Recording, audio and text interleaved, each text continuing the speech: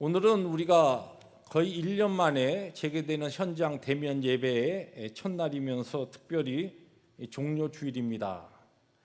일반적으로 우리가 이제 종료주일은 예수님께서 십자가의 죽으심을 위해서 예루살렘에 입성하신 것을 기념하는 주일로 우리들이 알고 있습니다. 특별히 나귀를 타시고 어린 나귀를 타시고 예루살렘에 입성하는 예수님을 향하여서 많은 무리들이 호산나 하면서 찬양하며 그를 환영했기 때문에 호산나 주일이라 이렇게도 표현합니다. 호산나라고 하는 것은 주여 우리를 구원하소서라고 하는 뜻입니다. 어떻게 보면은 이 종료주일은 바로 우리의 구원, 하나님께서 예수 그리스도를 통하여 우리에게 허락하신 구원의 중요한 그 진리가 담겨져 있는 하나의 사건이었고, 예수님 생애에 주께서 친히 행하신 그와 같은 그의 삶으로 보여주신 교훈이었고, 또 오늘 우리가 이 종료주일을 기념하면서 하나님 앞에 그 특별하신 하나님의 뜻을 다시 한번 바로 깨닫는 귀한 시간이 되어야 할 것입니다. 그런데 우리들이 이 종료주일의 내용이 된 오늘 본문 배경 말씀을 읽었습니다마는, 이 말씀이 여러분 주보에 제가 누가복음으로 처음에 본문을 선택했다가 요한복음으로 내용을 바꿨습니다. 그런데 누가복음, 요한복음뿐만 아니라 마태, 마가, 이 모든 사복음서에 예수님의 이 종료주일의 배경이 되는 구원을 위하여서 십자가를 지시기 위해서 예루살렘에 입성하신 이 사건이 동일하게 기록되어 있습니다.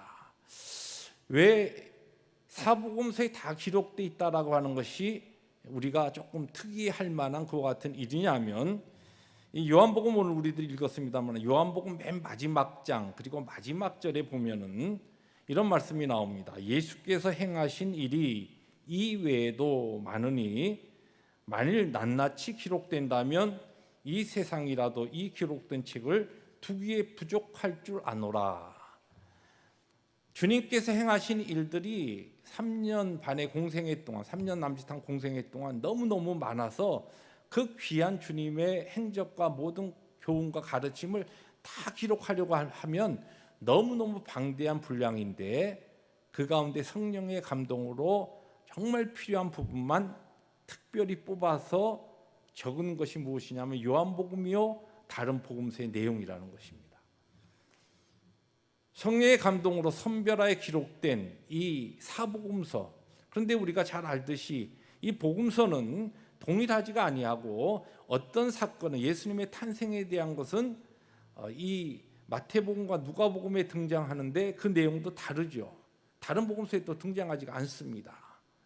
어떤 주님의 중요한 사역들과 가르침은 마태복음 또 누가복음 또는 마가복음, 요한복음 이렇게 번갈아 가면서 성경이 증거하기도 하고 단 유일하게 한 복음서만 기록하고 있는데, 오늘 우리가 읽은 이 종료주일의 배경이 되는 예수님께서 어린 나귀를 타시고 예루살렘에 입성한 이 사건만큼은 사복음서가 다 기록하고 있다는 것이, 그것만큼 중요한 메시지가 여기 있기 때문에 그렇다는 것입니다. 주님께서 행하신 수많은 기적 가운데 사복음서가 다 기록하고 있는 것이 무엇입니까? 우리가 잘 아는 오병이어의 기적입니다. 그 많은 기적 가운데 특별히 오병이어가 가지고 있는 영적인 구원사적인 중요한 의미가 있기 때문에 성령의 감동으로 내 복음서 기자가 동일하게 이것을 기록하고 있다는 것입니다. 그럼에도 불구하고, 이렇게 중요한 사건임에도 불구하고 오늘 우리가 읽은 본문 말씀 가운데 16절에 보시면, 우리 화면을 통하여서 다시 한번 읽어볼까요? 16절 한번 같이 읽습니다.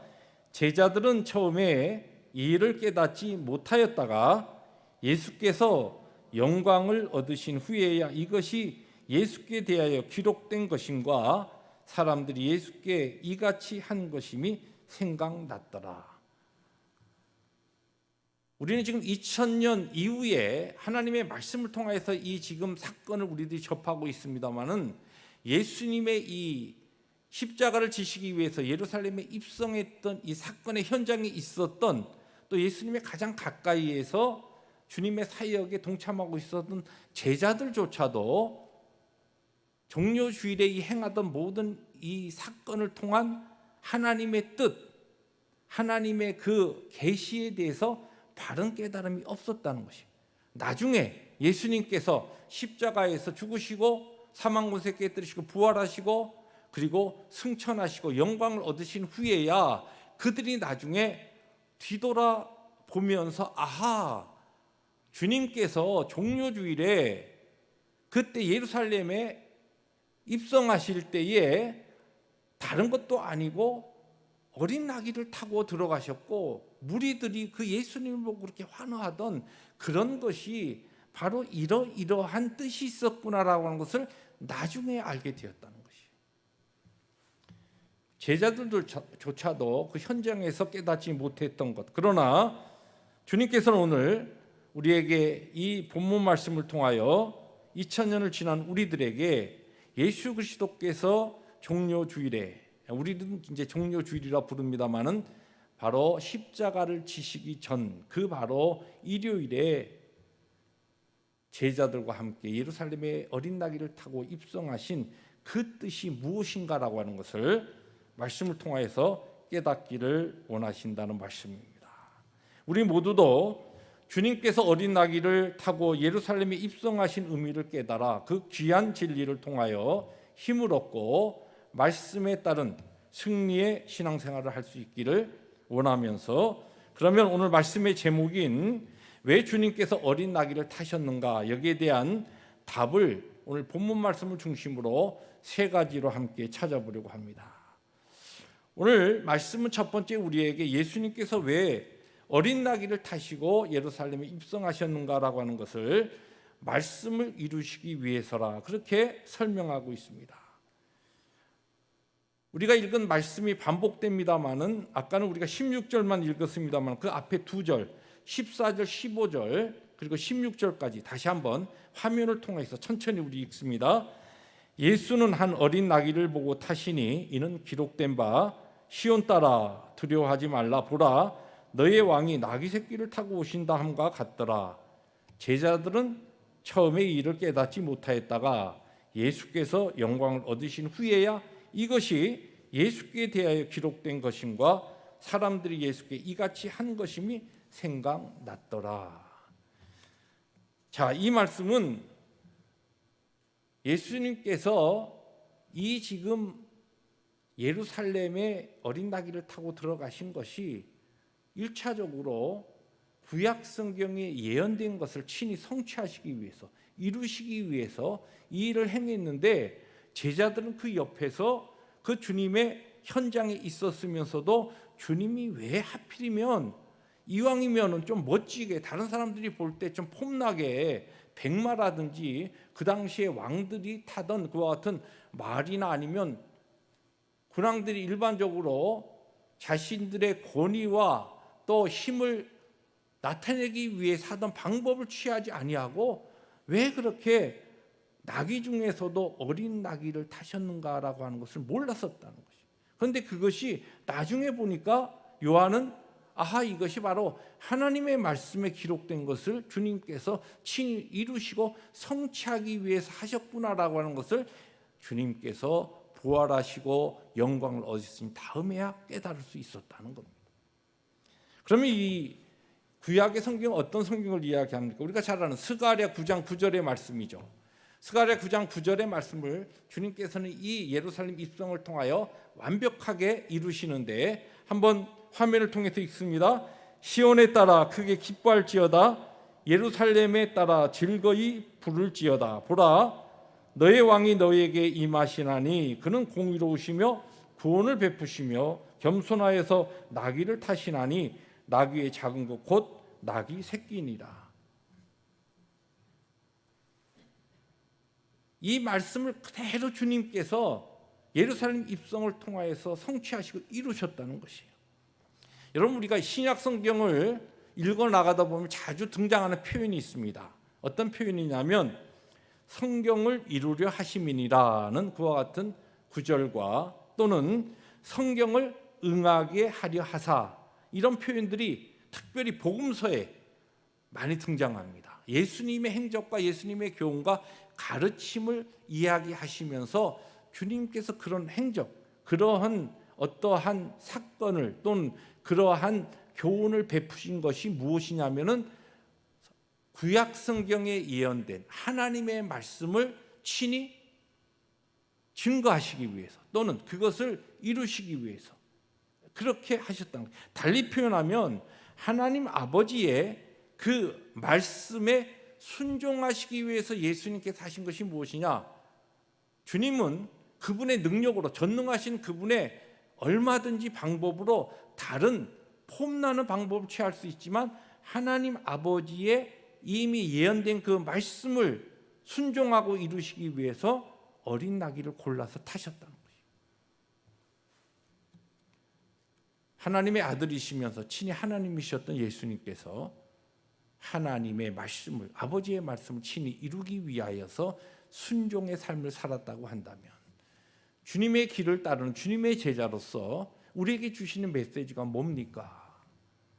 우리의 삶이 하나님의 말씀을 이루기 위하여서 하나님의 말씀이 우리의 삶을 통하여 아름답게 우리의 삶의 현장에 성취되기 위해서 우리는 얼마나 우리의 삶을 하나님 앞에 희생하고 헌신하며 그렇게 순종의 삶을 살고 있는가? 이것이 바로 첫 번째 이 본문을 통하여서 우리에게 주시는 주님의 귀한 메시지입니다. 뿐만 아니라 성경을 보시면 이 요한복음에 특별히 보면 요한복음은 1장에 이제 오픈이 되면서 예수 그리스도에 대하여서 선포할 때 예수님을 말씀이라 그렇게 이야기합니다. 로고스라.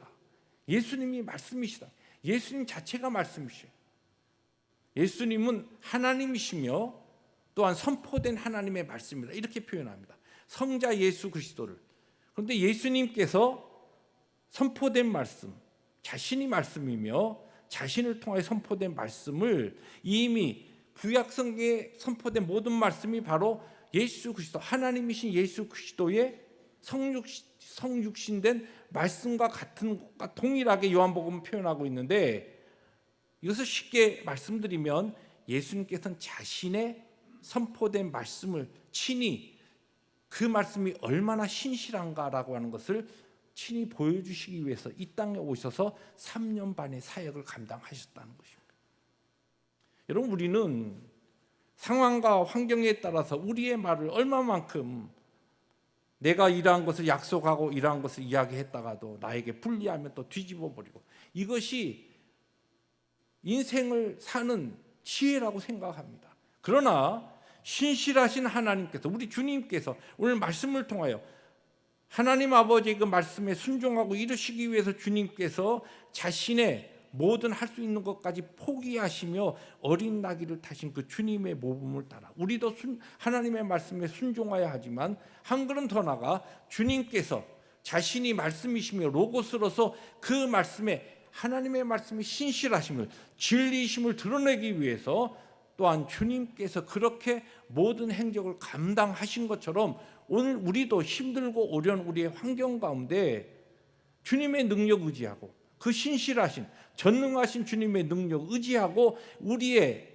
크리스찬들의 입술로 고백되는 이야기가 믿을만하고, 왜냐하면 우리 인생은 사실 믿을만한 존재가 되지 못하지만은 우리가 신뢰하고 우리가 따르는 주님이 신실하신 분이요 그분이 거룩하신 분이기 때문에 그분의 그 능력을 의지하고 우리도 그리스도의 제자로 우리의 입술에서 고백되어지는 그 말이 진실되고 또한 신실하기 위해서 하나님 앞에 우리의 자신을 드리며 우리가 할 수 있는 것까지 내려놓는 그 헌신과 희생이 필요하다는 말씀입니다. 두 번째로 왜 주님께서는 어린 나귀를 타셨을까요? 오늘 성경은 우리에게 구원의 방법을 보여주시기 위해서 주님께서 이 일을 하셨다. 오늘 성경을 통하여 우리에게 그것을 증거하고 있습니다. 오늘 우리가 읽은 말씀 가운데 뒷부분에 17절부터 18절 말씀, 우리 천천히 우리 화면을 통해서 다시 한번 우리 같이 한번 읽습니다. 나사로를 무덤에서 불러내어 죽은 자 가운데서 살리실 때에 함께 있던 무리가 증언한지라. 이에 무리가 예수를 맞음은 이 표적 행하심을 들었음이로라.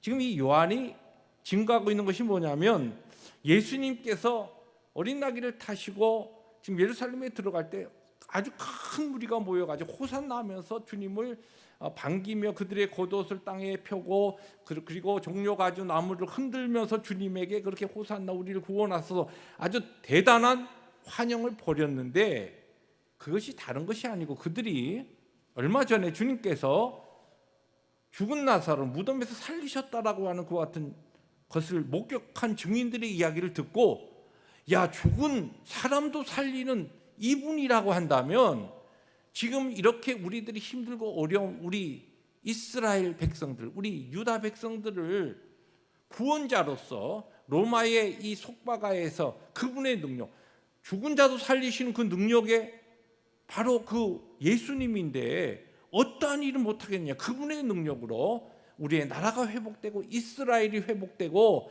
우리의 삶이 회복될 것이다. 이것을 그들이 기대하고 능력의 주님을 바라보고 환영했다는 것이, 그것을 지금 요한이 이야기합니다. 그런데 그것이 잘못되었다. 그들의 기대와 달리 주님께서는 바로 십자가를 향하여서 지금 가시기 위해서 예루살렘에 들어오셨는데, 그들도 몰랐고 무리들도 몰랐고 제자들조차도 예수님의 그 구속의 구원의 그 역사를 그분의 그 능력으로 행하시기를 기대했다는 것이에요. 오늘 그것을 요한이 지금 이 말씀을 통해서 지적하고 있는 것입니다. 예수님은 십자가의 죽으심으로 온 세상을 구원하시기 위하여 오셨다는 것을 우리가 너무나 잘 압니다. 그런데 예수님 당시에 그 주위에 있었던 모든 무리들과 제자들조차도 주님께서 가지신 그 능력, 바다 위를 걸으시고 보리떡 5개 물고기 2마리로 5,000명이나 되는 이 남자 군중을, 많은 자들을 먹이는 그런 전무후무한과 같은 능력을 행하신 그분의 그 능력이 이제 우리에게 지금 우리에게 있는 이 모든 문제를 단순히 해결해 주시고 우리 나라를 회복하실 것이다라고 하는 그 기대를 가지고 있었다는 것이에요. 그런데 주님께서는 그게 아니다라고 하는 것을 무엇을 통해 보여주셨느냐? 어린 나귀를 타고 들어가시는 이 사건을 통해서 보여주셨다. 예수님은 그분의 능력으로 구원을 이루시려고 한다면 일반적으로 세상의 군왕들이 사용하는 그와 같은 백마나 군마를 타고 예루살렘에 들어가셔야 되는데, 아니면 좀 힘 있는 그 하나님의 능력으로 천군 천사를 대동하셔서 그냥 사람들의 눈이 펄쩍 뜨일 만한 그와 같은 그런 기적적인 방법으로 주님께서 예루살렘으로 쫙 들어가셔서 구원의 역사를 이루시고 그 구속, 믿지 않는 자들은 다 하나님께서 멸하시고 주님께서 그분의 능력으로 믿는 자들을, 그의 백성들을 회복시킬 것이다. 이것이 제자들과 무리들의 주님을 향한 메시아관이었다는 거예요. 여러분, 오늘 문제는 오늘 우리가 기독교인들조차도 복음에 대한 참 이 가장 중요한 핵심을 놓치고 세상적인 가치관과 세상적인 방법으로 하나님의 일과 복음을 그렇게 이해하고 그렇게 이루려고 하는 일이 많다는 것입니다. 그런데 잠시는 되는 것 같지만 기독교 역사를 보십시오. 기독교가 크리스찬들이 세상적인 힘을 쌓고 가졌을 때는 영적으로 가장 어두운 시대였습니다.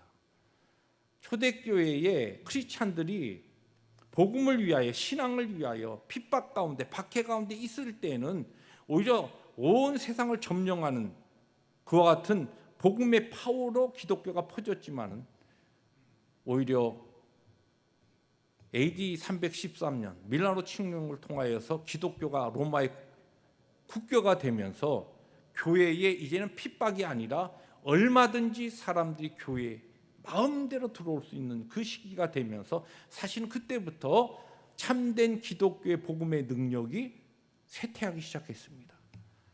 교회가 가장 큰 힘을 가졌을 때가 언제냐 하면 세상적인 힘을 이야기합니다. 세상적인 가장 큰 힘을 가졌을 때가 어느 때냐?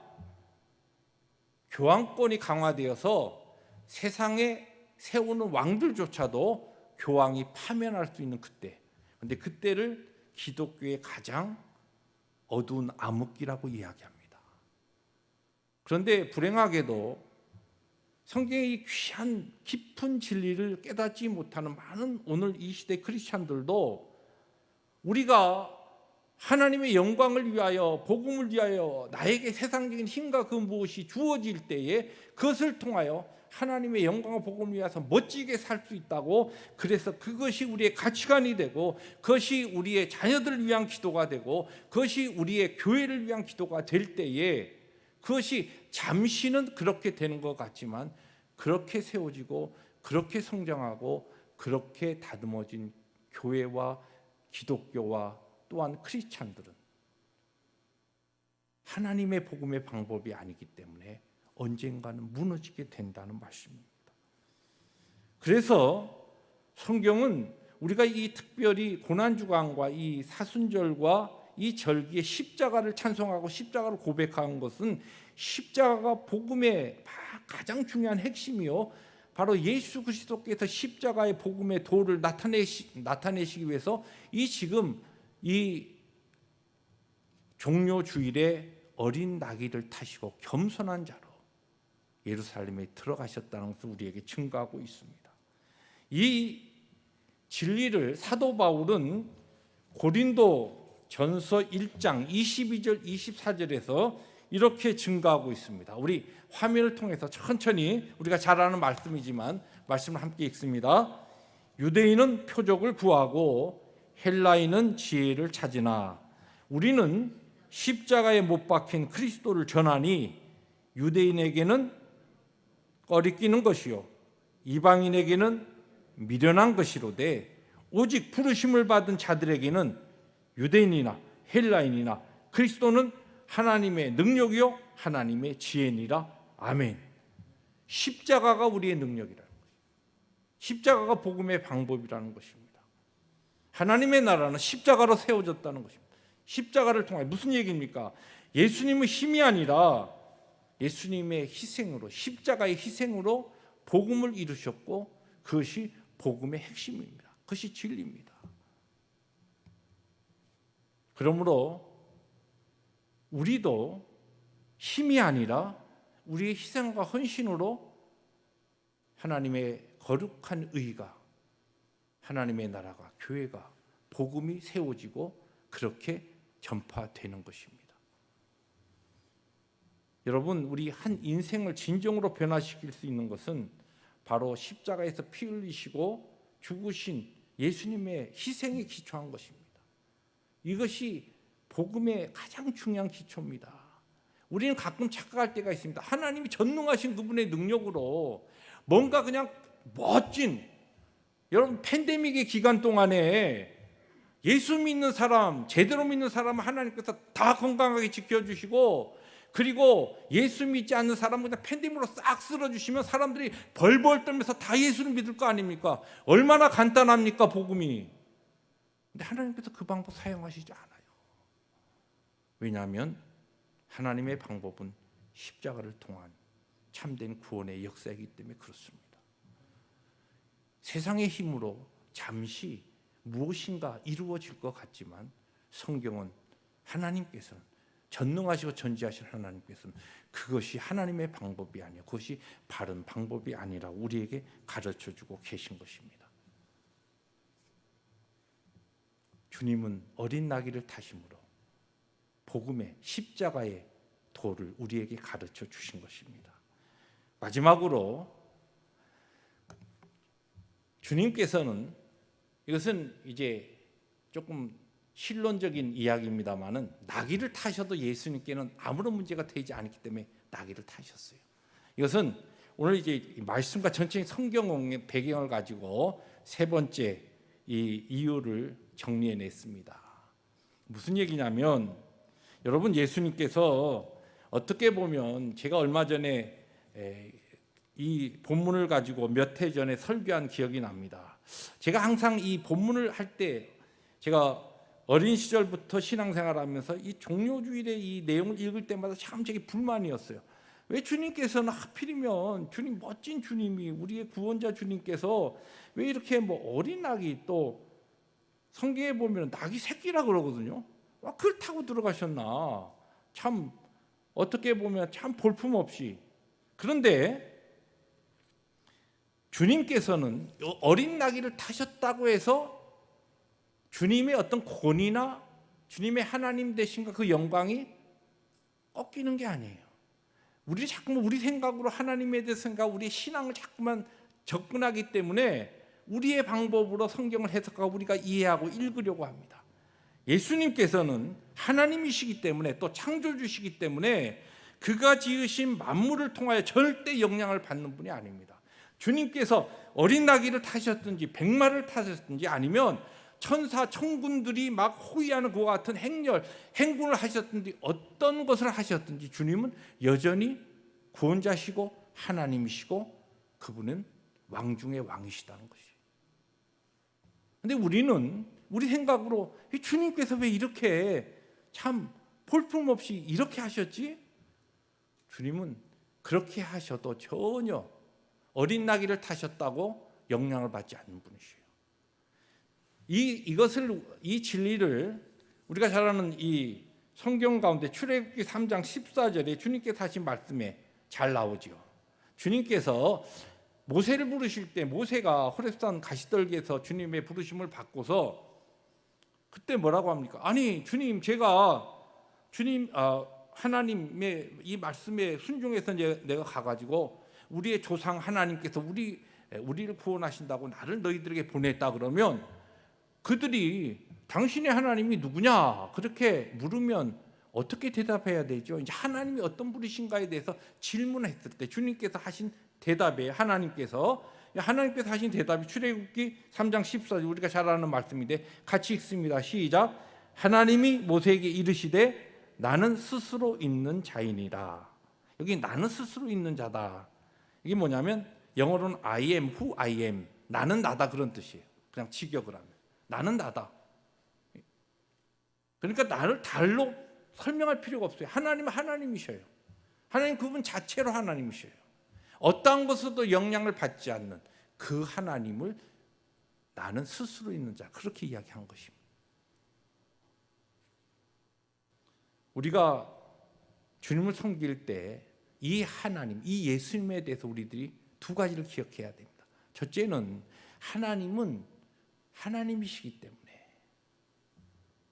우리가 하나님의 어떠한 그것에 영향을 끼칠 수 있는 존재들이 아닙니다. 그렇게 직접적으로 생각은 안 하셔도 우리가 교회를 섬기고 주님 앞에 부름을 받아서 구원받은 백성으로 하나님의 교회 이러한 저러한 모양으로 봉사하다가 내 마음에 맞지 않고 뭔가 내가 좀 섭섭하고 내가 좀 이렇게 시험이 들고 그러면 하는 일이 뭐예요? 그냥 내가 손을 놔요. 안 해요. 왜 안 합니까? 내가 내 이런 은사로 내가 이거 하던 이것으로 내가 손을 떼면 상당히 힘들어질 텐데 물론 교회가 힘들어진다고 생각하겠지만 궁극적으로 그 교회는 뭐예요? 그리스도의 몸된 교회가 힘들어질 수도 있는데 자기 자신에 대해서 착각하고 그런 경우가 많아요. 여러분, 주님은 우리를 필요로 하시는 분이 아닙니다. 죄송하지만 저나 여러분을 하나님께서 우리 주님께서 필요해서 부르신 게 아니에요. 그러나 원하셔서 부른 거예요. 왜요? 그분의 영광스러움에 참여케 하시기 위해서. 우리 아니어도 돼요. 주님께서는 우리가 꼭 필요한 분이 아닙니다. 저나 여러분이나 착각해서는 안 됩니다. 하나님의 때, 하나님의 섭리 가운데 그분이 필요해서 아닙니다. 그분이 원하기 때문에. 왜 원하십니까? 그분이 우리를 통하여서 우리에게 하나님의 그 영광을 맛보게 하시기 위해서 우리를 부르신 것이에요. 그리고 사명 맡기시고 헌신하라, 희생하라, 섬기라 그 놀라운 기회를 주신 겁니다. 그러니까 얼마나 감사합니까? 근데 우리가 착각할 때가 있어요. 열심히 하다가 야 이거 손 놓으면 상당히 힘들어질 텐데 이 점을 우리가 주님 앞에 설 때까지 착각해서는 안 된다는 것입니다. 두 번째로 여러분 여기 주님께서 하나님이시면서 그분은 낙이 타고도 완전한 왕이시고 하나님이시듯이 그를 따르는 우리들에게 무엇을 가르쳐 주셨냐면 바로 예수 안에서 이와 같은 자유함을 누리라는 것이에요. 우리가 예수를 믿고 예수 안에서 살아갈 때에 오늘 내가 없는 것으로 인하여 내가 나귀를 타도 관계없어요. 꼭 백마를 탈 필요가 없다는 것이에요. 왜? 예수 안에 그와 같은 자유함을 우리에게 이미 선포하셨습니다. 하나님의 거룩한 섭리 가운데 오늘 우리에게 가장 좋은 곳으로 인도하시는 그분의 섭리와 그분의 손길 가운데 오늘 우리들이 있기 때문에 예수 안에서 모든 것이 감사요 기쁨이요. 그래서 항상 기뻐하고 범사에 감사할 수 있는 것이 어떻게 그것이 가능합니까? 우리는 나귀를 타고서도 기뻐할 수 있고 감사할 수 있는 것이에요. 왜요? 예수 안에 있을 때. 왜냐하면 예수님이 그러한 것을 우리에게 그 능력을 친히 보여주시고 그 길을 따르라고 하셨기 때문에 그렇다는 말씀입니다. 같은 말씀이 있는 우리 누가복음 19장 40절에 보면 이런 말씀이 나옵니다. 대답하여 이르시되 내가 너희에게 말하노니 만일 이 사람들이 침묵하면 돌들이 소리 지르리라 하시니라. 그런 말씀이 나와요. 이 말씀이 여러 가지 해석이 가능하지만 여러분 제자들이 소리 지르면서 무리들이 환호하니까 옆에 바리새인들이 야 이게 도대체 뭔 일이냐 주님께 이야기합니다. 좀 저들이 좀 잠잠하게 해주십시오. 주님께서는 저들이 소리를 지르지 않으면 찬양하지 않으면 이 지금 구원의 이 역사에 돌들이 일어나서 찬양할 수 있다. 저들을 막을 수 없다. 1차적인 메시지면서 동시에 저들이 하지 아니하면 돌들을 사용해서라도 할 수 있다는 것이 하나님의 섭리와 하나님의 능력은 우리가 하지 않아도 얼마든지 하나님의 거룩하신 구원의 역사 하나님의 섭리는 도도히 흘러갑니다. 여러분과 제가 오늘 우리를 부르신 사명의 현장에서 충성하지 않아도 하나님께서는 다른 사람을 통하여 얼마든지 그분의 뜻을 여전히 이루어 가시는 전능하신 하나님이셔요. 그분이 오늘 우리를 부르셨고 우리를 영광스러운 그 사역에 동참하도록 왜요? 그분의 영광을 나누어 주시기 위해서 우리를 부르신 겁니다. 뿐만 아니라 그분은 전능하신 하나님으로 모든 것이 그분의 것이기에 그 어떠한 것에서도 영향을 받지 않는 그 넉넉하신 그분으로 오늘 우리에게 그 삶을 증거하고 선포하고 있습니다.